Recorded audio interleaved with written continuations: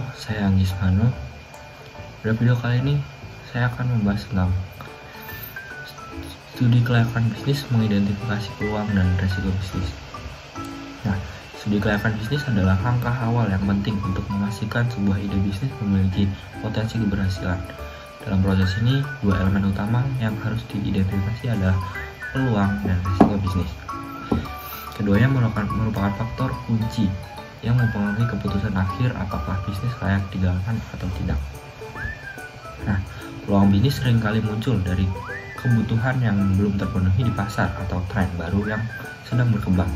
Dengan melakukan analisis pasar, kita dapat memahami keinginan konsumen, kebiasaan belanja mereka, dan celah yang bisa dimanfaatkan. Misalnya, meningkatkan minat terhadap produk ramah lingkungan, menciptakan peluang untuk menghadirkan barang-barang berkelanjutan yang diminati. Selain itu, inovasi dalam produk atau layanan dapat menjadi peluang besar. Sebuah ide yang unik, berbeda dari kompetitor, dan relevan dengan kebutuhan konsumen memiliki potensi untuk mendominasi pasar. Teknologi juga memainkan peran penting dalam menciptakan peluang baru di era digital seperti saat ini. Penggunaan teknologi seperti e-commerce, pemasaran berbasis data, atau aplikasi berbasis AI dapat memperluas jangkauan bisnis dan meningkatkan efisiensi operasional.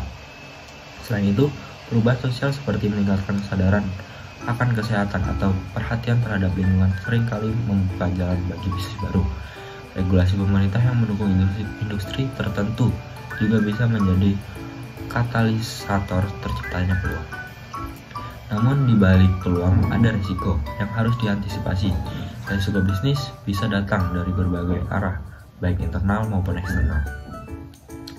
Kompetisi pasar adalah satu risiko yang paling umum ketika pesaing besar dengan sumber daya yang lebih kuat masuk ke pasar. Bisnis kecil seringkali kesulitan mempertahankan posisinya.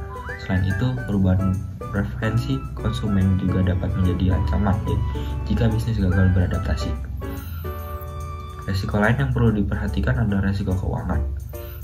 Kesalahan dalam perencanaan anggaran atau ketidakmampuan mengelola arus kas dapat menyebabkan kegagalan bisnis. Misalnya jika bisnis terlalu optimis terhadap proyeksi pendapatan, tapi realitasnya jauh dari harapan. Ini dapat memicu masalah likuiditas.